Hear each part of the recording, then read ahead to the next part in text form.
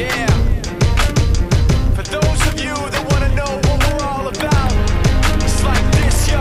This is 10% luck, 20% skill, 15% concentrated power of will, 5% pleasure, 50% pain, and 100% reason to remember the name.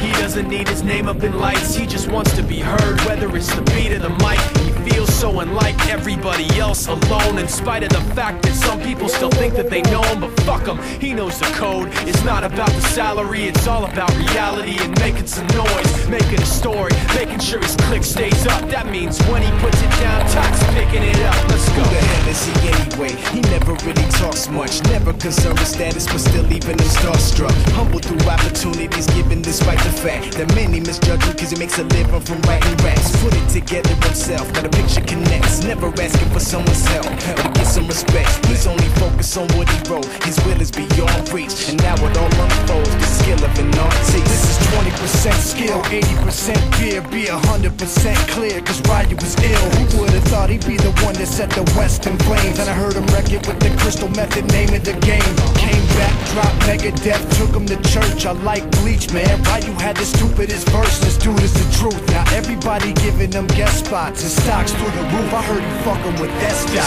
This is 10% luck, 20% skill, 15% concentrated power of will, 5% pleasure, 50% pain, 100% reason to remember the name. They call him Ryu, he's sick and he's spitting fire. And Mike got him out the dryer, he's hot. Found him in Fort Minor with top, but a fucking nihilist porcupine. He's a prick, he's a cock. The type women wanna be within rappers, hope he gets shot. 8 years in the making, patiently waiting to blow. Now the record with your notice taking over the globe. He's got a partner in crime, this shit is equally dope. You won't believe the kind of shit that comes out of this kid's throat.